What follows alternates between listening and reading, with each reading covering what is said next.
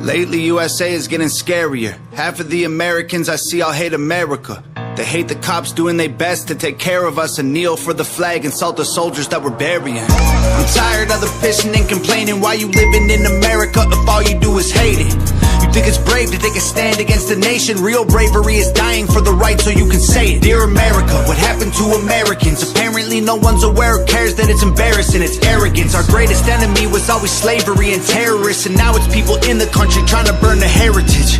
I can't help it, I just seem to see the world different. It ain't Republicans or liberals, it's mental illness. The internet is only interested in left opinions. Cancel culture's got more power lately than the First Amendment. If you don't like it, leave. We will not defund but leave. That in itself represents one of the lessons that I can impart. The precious, it's in the very nature of time that it runs on more quickly than any of us would wish. And I must compress all that I want to say into a few brief and fleeting minutes. Now, perhaps that in itself represents one of the lessons that I can impart, the preciousness of each moment. And this is so important as you look to the future. You see, in the 21st century, staying employed will mean more than just knowing something. It'll mean being able to keep on learning. It'll mean having character and discipline, being proud of yourselves, learning to learn, learning to look to the future with confidence. We're moving from an age of things to an age of thoughts, of mind over matter. It is the mind of man, free to invent, free to experiment, free to dream, that will shape the economy and the world of the future. You will discover as you get older that certain things are so much a part of your life that you'll remember them always. You will remember how you felt about things, about successes and, yes, disappointments.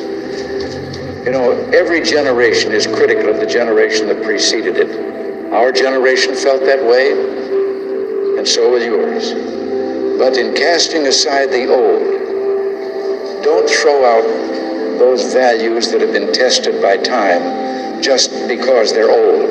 We want to tell you all that we have learned. We want to paint for you our own experience so vividly that you'll be able to avoid our heartaches while you double and redouble your joys. And then we find we have nothing at our disposal but words, weak and feeble instruments. Still, we must try. Every modicum of knowledge that can be truly and rightly transmitted from one generation to the next can prove invaluable. Don't be concerned because you haven't made up your mind. I graduated from college with a degree in economics and sociology, and still had not been able to pin down exactly what I wanted to do. The demand was just maybe to get a job of any kind because I graduated at the very depth of the Great Depression, 1932. It wasn't until I went back to my summer job to get a little money to go job hunting after I'd graduated. My summer job was lifeguarding at a river beach in my hometown.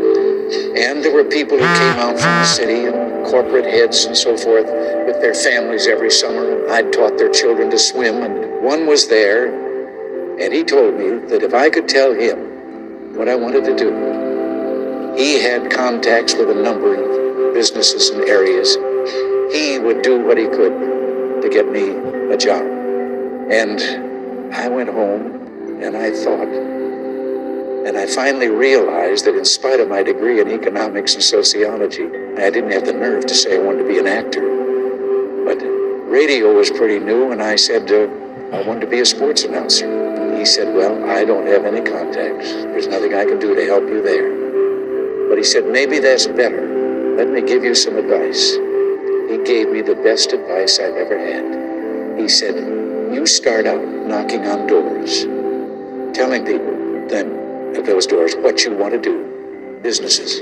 And someplace along the line, even in this depression, you'll find someone in a radio station. Don't ask to be a radio or a sports announcer. He said, just ask for anything because you believe in the future of radio. Anything inside the station, and then take your chances on there from getting to what you want. And then you'll get a job. And he says, don't get discouraged if you go to knock on a lot of doors. Remember, a salesman sometimes has to make 250 calls before he makes a sale. It turned out to be the greatest advice I was ever given. You already have a voice. Make it heard. You are free to be whatever you want to be with no one and nothing stopping you. In a free society, you are free to invent yourself, to turn yourself into a great teacher, a race car driver, a minister, or a movie star, or a grower and seller of flowers. You can be anything. It's your invention, and there's nothing to stop you. Don't let it bother you that you haven't made that decision yet. You'll change your mind many times before it comes the right moment. But then when it comes, just knock on the door of whatever you've chosen to do and ask until you find somebody that will let you in. Now we have arrived, as we always do, at the moment of truth. It is time to clean house, to clean out the privileges and perks, clean out the arrogance and the big egos, clean out the scandals, the corner cutting and the foot dragging. Let's not dismiss our current troubles, but where they see only problems, I see possibilities as vast and diverse as the American family itself. Whether we come from poverty or wealth, Christian or Jewish, from big cities or small towns, we are all equal in the eyes of God. That's not enough. We must be equal in the eyes of each other. We can no longer judge each other on the basis of what we are, but must instead start finding out who we are. Our origins matter less than our destinations, and that's what democracy is all about. We can assert that the time has come to move forward.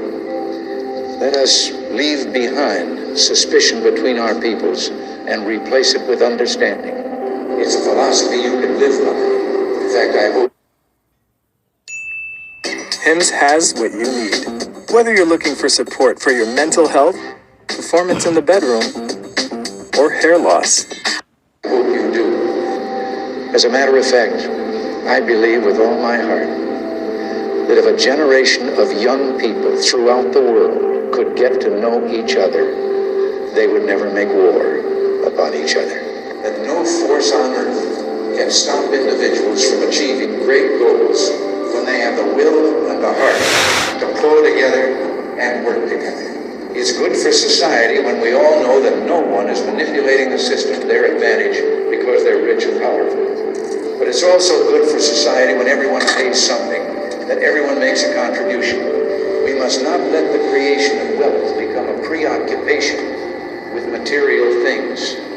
We've made so much economic progress in our country, but it'll mean very little if your children look back at your days as a time of materialism and selfishness and looking out for number one. But money's only money unless it represents genuine commitment. There's an old American tradition called house raising. The pioneers out west would get together and build each other's houses. That was a long time ago, but it's still going on. Every time someone helps a lonely old man or woman in a shelter for the poor, that's a house raising. I wish you a nation of strength and wealth and power. But more than that, I wish you a nation where the house raising continues. Remarkable things are happening everywhere. People of all nations, people of all races and faiths have learned to live in harmony.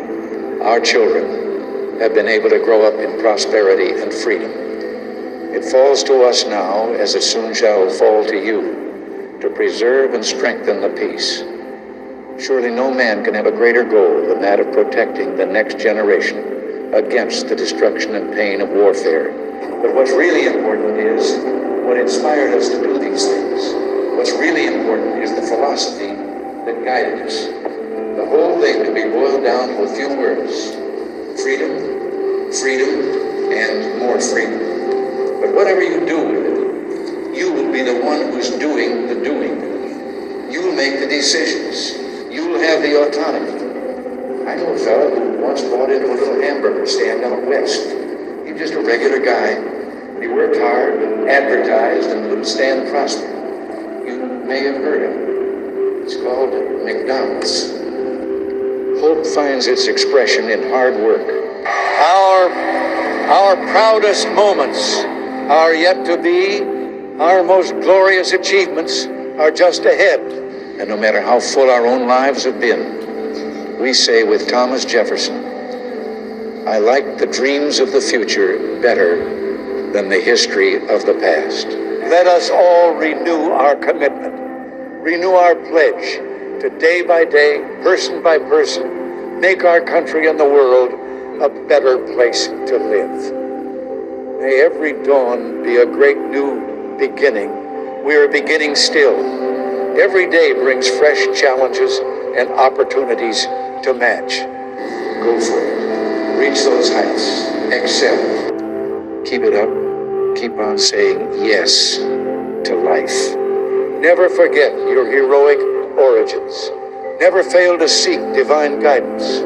And never lose your natural, God-given optimism.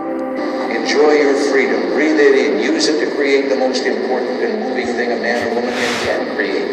A decent and meaningful life. May each of you have the heart to conceive, the understanding to direct, and the hand to execute works that will make the world a little better for your having been here. I want you to know that I have always had the highest respect for you, for your common sense and intelligence, and for your decency. I have always believed in you and in what you could accomplish, and whatever else history may say about me when I'm gone, I hope it will record that I appeal to your best hopes, not your worst fears, to your confidence rather than your doubts.